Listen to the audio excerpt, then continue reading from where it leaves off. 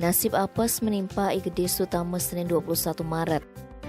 Hendak melayat ke rumah duka mantan Bupati Karangasem malah membuatnya harus dilarikan ke rumah sakit karena mobil FVV yang dikendarainya tertimpa pohon kelapa di Jalan Juwok Manis, Gelumpang, Karangasem sehingga mengalami luka di bagian kepala dan mobilnya penyok di bagian depan.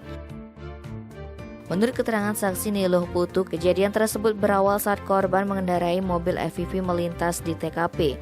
Saat itu terdengar suara pohon akan tumbang, namun ia tak mengetahui pohon yang mana. Padahal mertua dari Niluh Putu sempat berteriak supaya mobil berhenti saja dulu. Saat melaju tiba-tiba pohon kelapa tumbang dan menimpa mereka. Kepala Pelaksana BPBD Karangasem, I Gusti Bagus Ketut Arimbau menambahkan, akibat kejadian itu, mobil yang dikendarai korban mengalami rusak di bagian bodi atas dan kaca mobil rusak berat.